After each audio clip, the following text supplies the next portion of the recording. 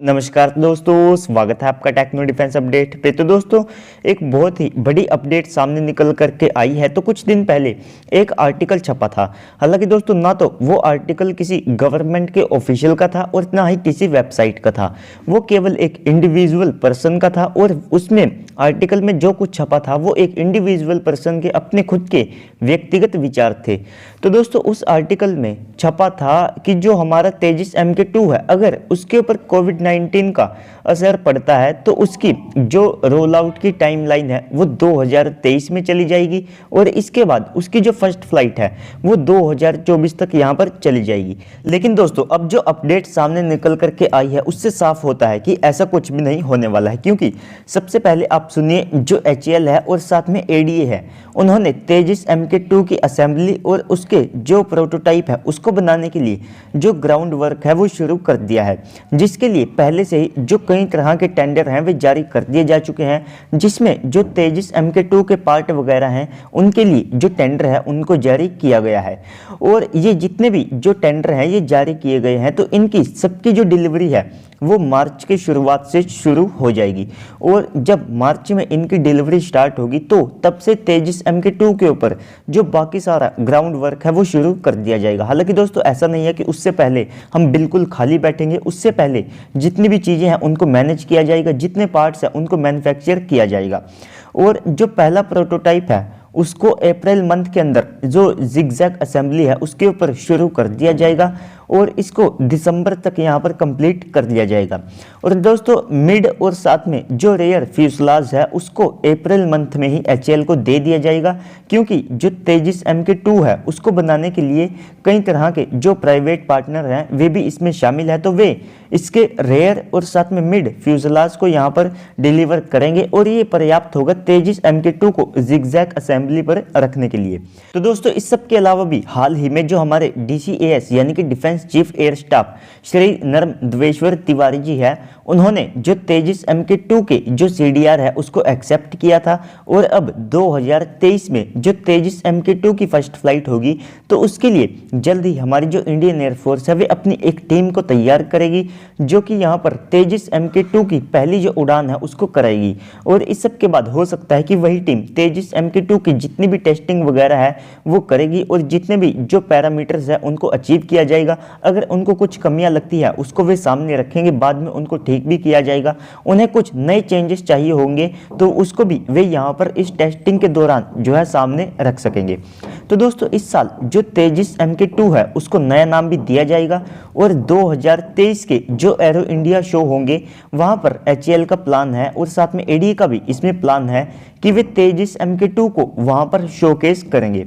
तो इसी साल जो तेजस MK1A फाइटर जेट है उसकी भी फर्स्ट फ्लाइट जून के मंथ में होगी और इसी के साथ जो तेजस MK2 है वो भी इस साल बन करके तैयार हो जाएगा।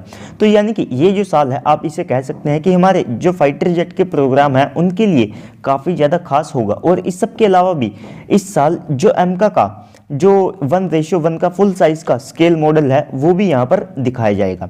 तो इस सब के बाद यहाँ पर जो तेजस MK2 है अभी तो उसमें जो GE के F414 98 किलो न्यूटन थ्रस्ट को जनरेट करने लायक जो इंजन है उनका इस्तेमाल किया जाएगा, लेकिन बाद में जो 110 किलो न्यूटन के स्वदेशी इंजन होंगे उनको इसमें इंटीग्रेट कर दिया जाएगा। तो तेजस MK2 का ये जो पहला प्रोटोटाइप है इसको बनाया जा रहा है हमारे मौजूदा Su-30 MKI की जो असेंबली लाइन है वहाँ से। तो यानी कि जो सुखोई 30 MKI की जो जितनी भी हमारी असेंबली या फिर मैन्युफैक्चरिंग थी वो ऑलमोस्ट यहाँ पर कंप्लीट हो चुकी है।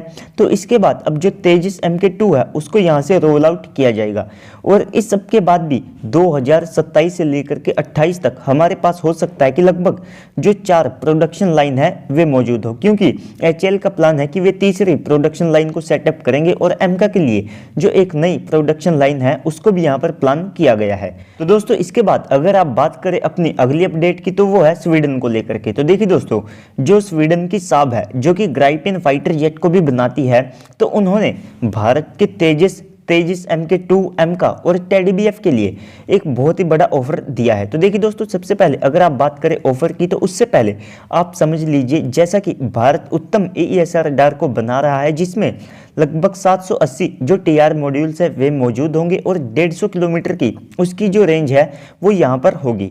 और इसके बाद हम उत्तम मार्क 2 को भी बनाएंगे जिसमें लगभग 1000 जो टीआर मॉड्यूल्स हैं वे मौजूद होंगे और उसकी जो रेंज है वो लगभग 200 किलोमीटर तक होगी।